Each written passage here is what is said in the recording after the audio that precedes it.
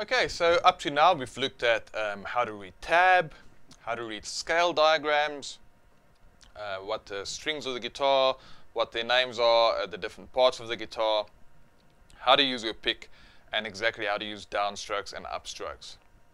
So what I would suggest is just keep going through the examples I've given you up to this point, just to make sure that you've actually got these new techniques down and that you're starting to feel a little bit comfortable with them. Practicing the A minor pentatonic scale along with alternate picking is a great exercise. So let me just show you how to do that. 3, 4.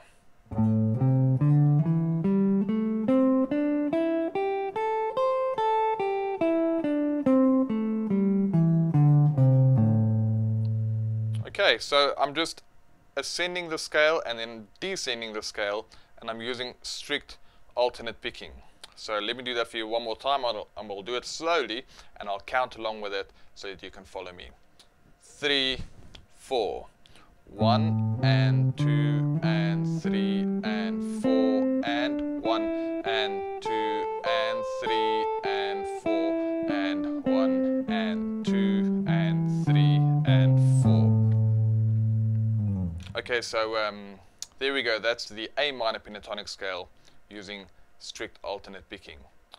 What you can also try is to play the top note twice, and that's going to sound like this: 3, 4.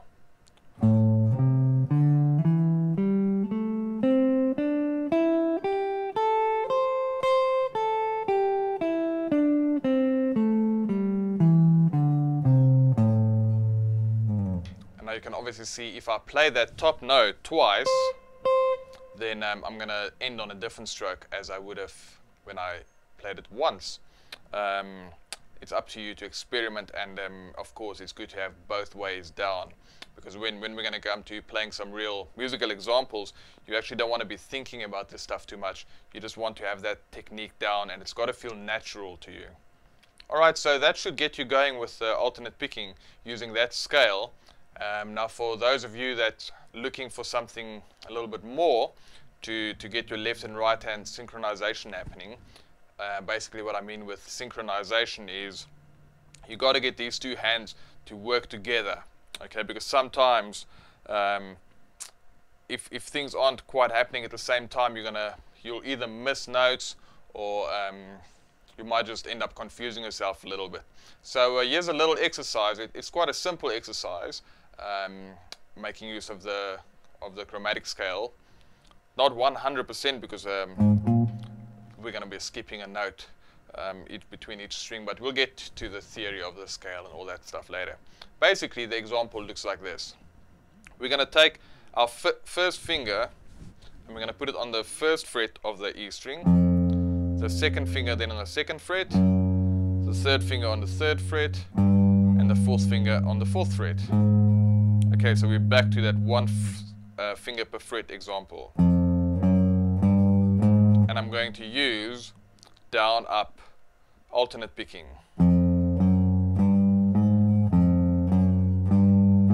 Now, if that is a little bit too fast for you, what you can do is you can do down, up for each fret. In other words, fret 1, down, up, 2, 3, 4.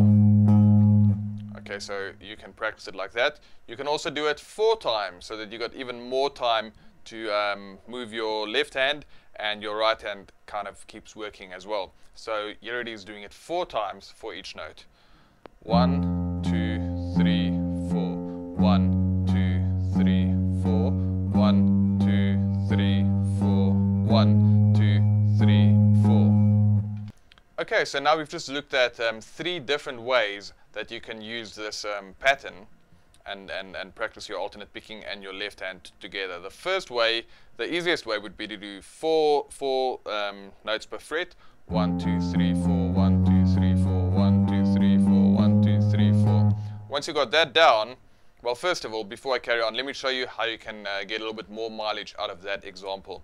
And that would be to do it across all 6 strings. It's going to sound like this: 3, 4. Now I move to the A string,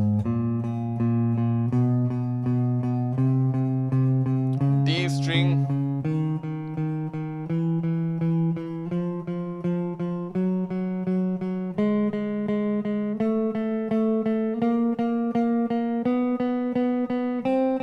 so you get the idea.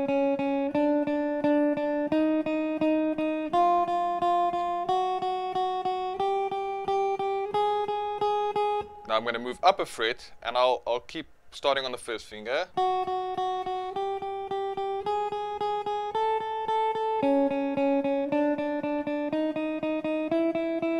Etc. Obviously what I did there is I started speeding the example up a little bit just to show you what's coming next. When you practice this, practice it with a metronome and do it really consistently with the metronome. The second option that you've got would be to play each note twice, which would sound like this: 3, 4.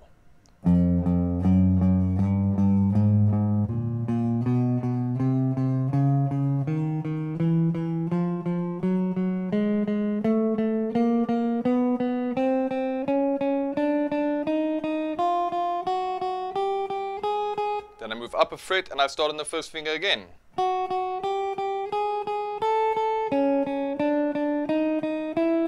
You keep going until you get to the 6th string. Then you move up a fret again.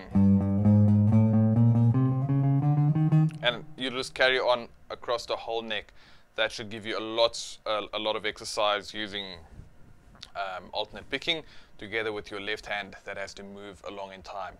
Now once you've got that down, four notes per fret and then 2 notes per fret, you can guess what's coming next is 1 note per fret. Now you can see the left hand has to move more often now just to keep up with the right hand, and this is where you're really going to start to practice that synchronization to get the left and right hand really to hook in and make sure that they're doing things at the same time. So let me play that example for you, and I'm going to go up a couple of frets just so that you can see how you should experiment with this and how you should practice this particular technique. Here we go. 3, 4.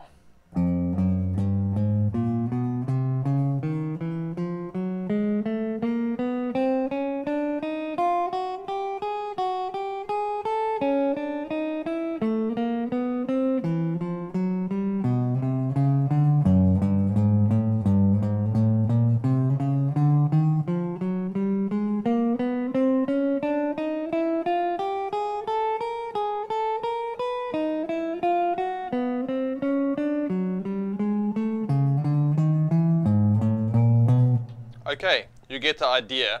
So all you do is you take that thing way across the whole neck and just practice it, and remember to practice it in time with a metronome. And I realize this is not the most exciting things to be doing on a guitar, but remember to have a long-term view of these things when you practice them. When we do a little technique like this, don't look at it as some boring exercise. Look at it as an exercise that's going to help you get your right hand picking down so that you can play all the cool stuff that you really want to play. By doing this and just being disciplined by practicing this kind of stuff, it will just give you, it will equip you with the right techniques to actually pull off what you are looking to play at the end of the day. So that was a little something extra just to get the left and right hand synchronized, along with the alternate picking and the one note per fret fingering of the left hand. So that wraps up the left and right hand synchronization video.